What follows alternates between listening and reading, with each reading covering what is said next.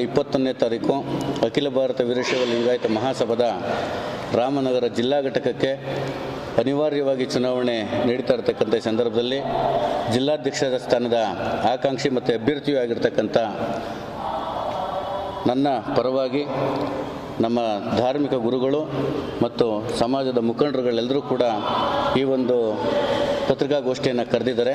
ಮೊದಲಿಗೆ ನಾನು ನನ್ನ ಪೂಜ್ಯ ಜಗದ್ಗುರುಗಳಾದಂಥ ಪರಮಪೂಜ್ಯ ಡಾಕ್ಟರ್ ಶ್ರೀ ಶಿವಕುಮಾರ ಮಹಾಸ್ವಾಮೀಜಿಯವರ ಪಾದಾರವಿಂದಗಳಲ್ಲಿ ನನ್ನ ಭಕ್ತಿಪೂರ್ವಕ ಪ್ರಣಾಮಗಳನ್ನು ಸಲ್ಲಿಸಿ, ರಾಮನಗರ ಜಿಲ್ಲೆಯ ಎಲ್ಲ ಹರಗುರು ಚರಮೂರ್ತಿಗಳ ಪಾದಗಳಲ್ಲಿ ನನ್ನ ನಮಸ್ಕಾರಗಳನ್ನು ತಿಳಿಸಿ, ಸಮಾಜದ ಬಾಂಧವರಲ್ಲಿ ಮಾಧ್ಯಮದ ಮುಖಾಂತರ ನಾನು ಕೇಳ್ಕೊಳ್ತಕ್ಕಂಥದ್ದು ಇಷ್ಟೇ. ಈಗಾಗಲೇ ಎಲ್ಲ ವಿಚಾರಗಳನ್ನು ಮುಖಂಡರುಗಳು ತಿಳಿಸಿದ್ದಾರೆ. ನಾಳೆ ಇಲ್ಲ ನಾಡಿದ್ದೇ ಚುನಾವಣೆ ಇರೋದರಿಂದ ಈ ಒಂದು ಸಮಾಜದ ದೃಢ ಸಂಕಲ್ಪಕ್ಕಾಗಿ, ಈ ಒಂದು ಸಮಾಜದ ಅಭಿವೃದ್ಧಿಗಾಗಿ, ಈ ಒಂದು ಸಮಾಜಕ್ಕೆ ಮುಂದೆ ಸಲ್ಲಿಸಬೇಕಾಗಿರ್ತಕ್ಕಂಥ ಒಂದು ಸೇವೆಯನ್ನು ನಾನು ಈಗಾಗಲೇ ಪ್ರಣಾಳಿಕೆ ರೂಪದಲ್ಲಿ ಇಡೀ ಜಿಲ್ಲೆಗೆ ತಲುಪಿಸಿದ್ದೇವೆ. ಇದಕ್ಕೆಲ್ಲ ಗುರು ಹಿರಿಯರ ಮಾರ್ಗದರ್ಶನ ನನ್ನ ಮೇಲೆ ಅವರೆಲ್ಲರೂ ಜವಾಬ್ದಾರಿಯನ್ನು ಕೊಟ್ಟಿದ್ದಾರೆ. ನೀನಿನ್ನೂ ಯುವಕ, ಸಮಾಜದ ಎಲ್ಲ ಧರ್ಮಗುರುಗಳು ಮತ್ತು ನಾವೆಲ್ಲ ಮುಖಂಡರುಗಳು ನಿನ್ನ ಮೇಲೆ ಈ ಜವಾಬ್ದಾರಿಯನ್ನು ನೀಡ್ತಾ ಇದ್ದೀವಿ.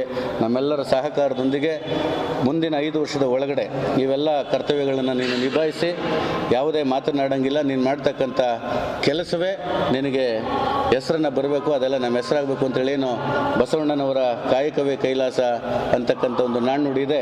ಆ ರೀತಿ ಒಂದು ಜವಾಬ್ದಾರಿಯನ್ನು ನನ್ನ ಮೇಲೆ ಎಲ್ಲರೂ ಕೂಡ ಹೊರಿಸಿದ್ದಾರೆ.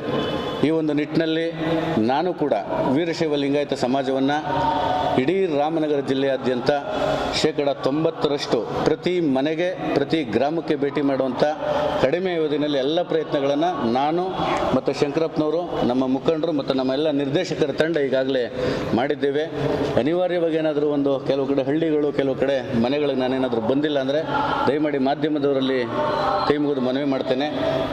ಅವ್ರಿಗೂ ಕೂಡ ನಾನು ಮಾಧ್ಯಮದ ಮುಖಾಂತರ ಮನವಿ ಮಾಡ್ತಾ, ಚುನಾವಣೆ ಕಳೆದ ನಂತರ ತಾವೆಲ್ಲರೂ ಹೆಚ್ಚಿನ ಮತಗಳ ಅಂತರದಲ್ಲಿ ನನ್ನನ್ನು ಜಿಲ್ಲಾಧ್ಯಕ್ಷ ಸ್ಥಾನಕ್ಕೆ ಮತ್ತು ನಮ್ಮ ತಂಡದ ಎಲ್ಲ 30 ಜನ ಸದಸ್ಯರಿಗೆ ಹೆಚ್ಚು ಮತಗಳ ಅಂತರದಲ್ಲಿ ಜಯಶೀಲನಾಗಿ ಮಾಡಿ, ನಾನು ಮತ್ತೊಮ್ಮೆ ಏನು ಕಳೆದ 10-12 ದಿವಸಗಳಿಂದ ತಮ್ಮೆಲ್ಲರನ್ನೂ ಕೂಡ ಬಂದು ಪ್ರತಿ ಹಳ್ಳಿನಲ್ಲಿ, ಪ್ರತಿ ಮನೆಯಲ್ಲಿ ಭೇಟಿ ಮಾಡಿ ನನ್ನ ಮುಖಪರಿಚಯವನ್ನು ಮಾಡಿಕೊಂಡಿದ್ದೀನಿ.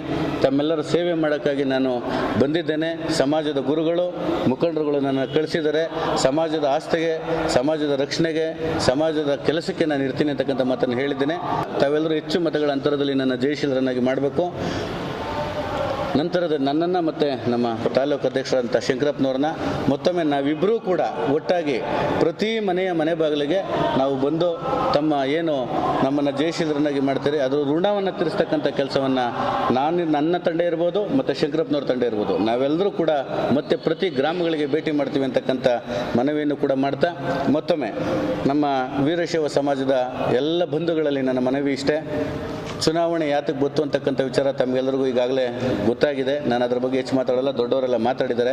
ನನ್ನ ಒಂದು ಮನವಿ, ತಾಲ್ಲೂಕಿಗೆ ನಮ್ಮ MS ಶಂಕರಪ್ಪನವರು ಅವರ ಕ್ರಮ ಸಂಖ್ಯೆ 2 ಮತ್ತು ಅವರ ತಂಡ 20 ಜನ, ಜಿಲ್ಲೆಗೆ ನನ್ನ ಕ್ರಮ ಸಂಖ್ಯೆ 1 HS ಯೋಗಾನಂದ ಮತ್ತು ನನ್ನ ತಂಡದ 30 ಜನ, ಎಲ್ಲ ಅಭ್ಯರ್ಥಿಗಳಿಗೂ ತಾವು ಹೆಚ್ಚಿನ ಮತಗಳನ್ನು ನೀಡಬೇಕು. ಜೊತೆಗೆ ಈಗಾಗಲೇ ಪ್ರತಿ ಮನೆಗೆ ನನ್ನ ಒಂದು ಪಾಂಪ್ಲೆಂಟ್ ಎಲ್ಲರಿಗೂ ತಲುಪಿದೆ.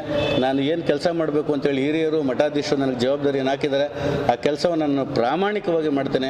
ಹಾಗಾಗಿ ನಮ್ಮ ಸಮಾಜದ ಸಂಘಟನೆಗೆ, ಧರ್ಮ ಮತ್ತು ಸಂಸ್ಕಾರಕ್ಕೆ ನನಗೆ ಮತ್ತು ಶಂಕರಪ್ಪನವ್ರ ತಂಡಕ್ಕೆ ತಾವೆಲ್ಲರೂ ಕೂಡ ಹೆಚ್ಚು ಮತಗಳ ಅಂತರದಿಂದ ಜಯಶೀಲರನ್ನಾಗಿ ಮಾಡಿಕೊಡ್ಬೇಕು ಅಂತ ತಮ್ಮೆಲ್ಲರಲ್ಲೂ ನನ್ನ ಕಳಕಳಿಯ ಮನವಿಯನ್ನು ಮಾಡ್ತಾ ಎಲ್ರಿಗೂ ಶರಣಾರ್ಥಿಗಳನ್ನು ಅರ್ಪಿಸ್ತಾ ಇದ್ದೀನಿ. ಎಲ್ರಿಗೂ ನಮಸ್ಕಾರ.